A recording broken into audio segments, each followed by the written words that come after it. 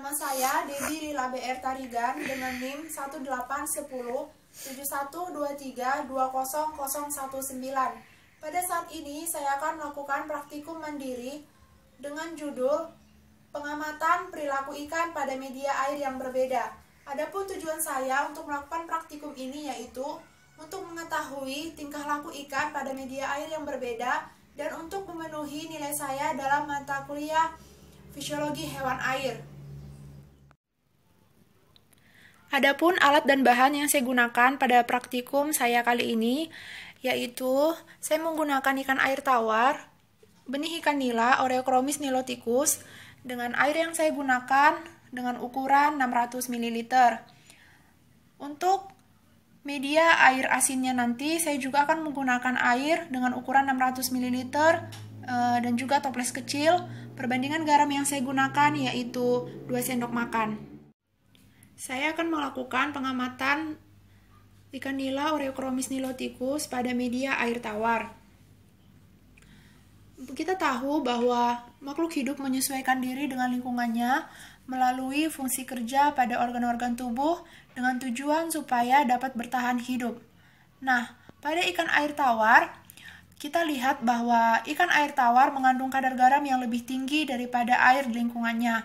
Oleh karena cairan akan mengalir dari kondisi encer ke pekat. Air dari lingkungan akan masuk ke tubuh ikan. Jika hal tersebut terus berlanjut, tubuh ikan air tawar akan kelebihan air. Untuk mengatasi hal tersebut, ikan air tawar melakukan adaptasi dengan cara sedikit minum dan banyak mengeluarkan urin. Dalam hal urinnya pun ikut dikeluarkan garam. Kehilangan garam diganti dengan cara menyerap garam dari lingkungannya melalui insang. Dan kita lihat pergerakan ikan air tawar begitu lincah, karena media hidup yang baik pada ikan air tawar, ikan nila Oreochromis niloticus adalah air tawar. Saya akan melakukan pengamatan saya yang kedua, yaitu dengan memindahkan ikan air tawar, ikan nila Oreochromis ke dalam media air asin. Nah, di sini saya menggunakan perbandingan 600 ml air dan 2 sendok makan garam dapur. Terlebih dahulu saya akan mengaduk antara garam dapur ke dalam media air tawar. Saya akan mengaduknya sampai benar-benar terlarut.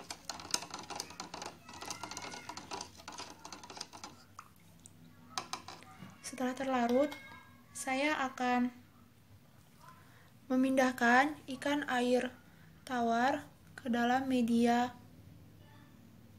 air asin.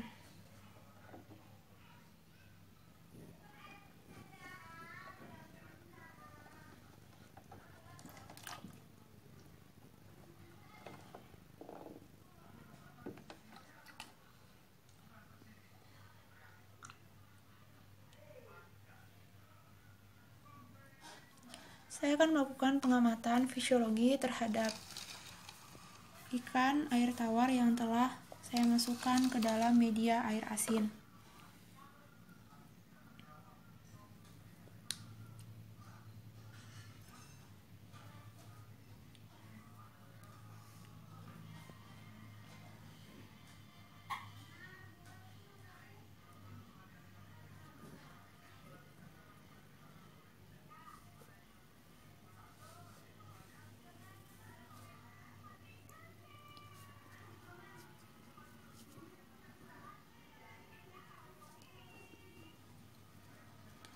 Nah, di sini saya akan melakukan pengamatan terhadap fisiologi ikan air tawar jika dimasukkan ke dalam media air asin.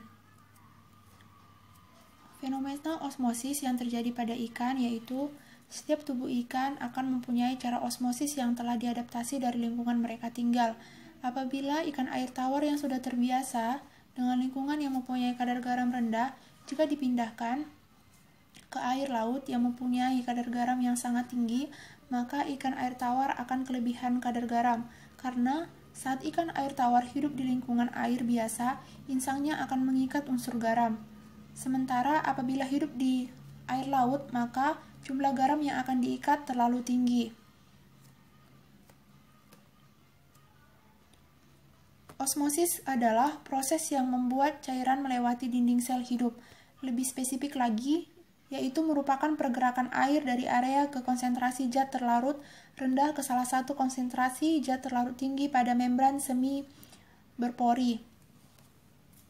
Alasan mengapa ikan air tawar tidak dapat bertahan di air laut dan sebaliknya adalah karena adanya sifat yang disebut tonisitas atau kemampuan zat terlarut untuk menggunakan tekanan osmosis pada membran.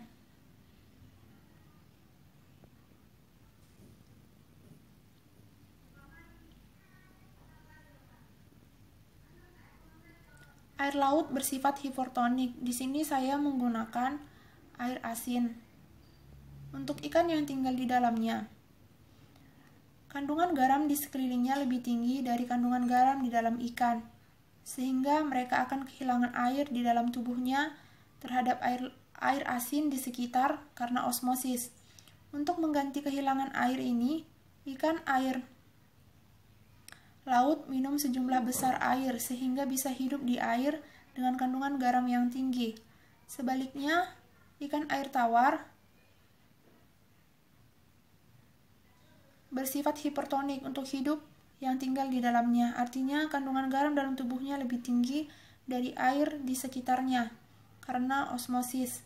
Air terus mengalir ke dalam tubuh ikan agar bisa bertahan hidup. Ikan air tawar harus terus-menerus mengeluarkan air kencing.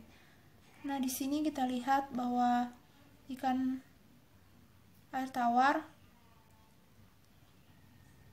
terlihat timbul ke permukaan dan sudah terjadi kekurangan keseimbangan pada ikan. Jika kita memasukkan ikan air tawar ke media air laut, di dalam tubuhnya akan mengalir keluar ke air dengan kandungan garam tinggi di sekeliling tubuhnya sampai ikan tersebut akan mati karena terjadinya dehidrasi. Sebaliknya, jika kita memasukkan air laut ke dalam air tawar, sekeliling tubuhnya akan mengalir masuk ke dalam tubuh sampai sel-sel tubuh mereka membengkak penuh air dan pada akhirnya juga akan mati.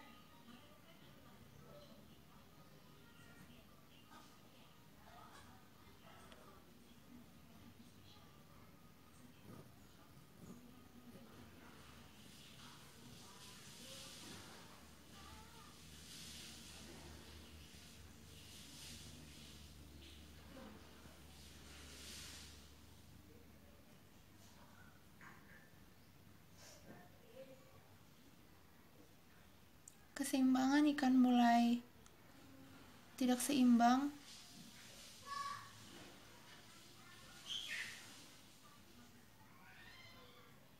dan ikan sering timbul ke atas permukaan untuk mendapatkan oksigen.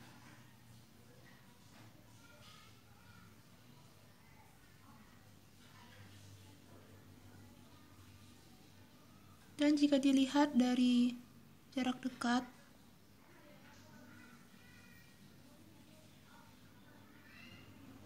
sirip punggung ikan naik ke atas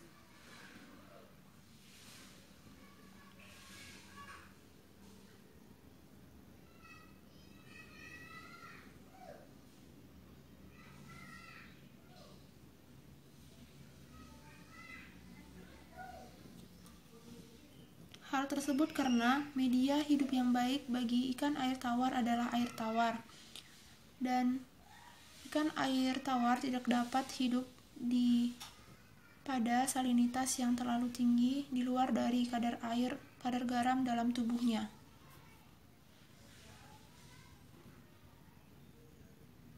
Terima kasih.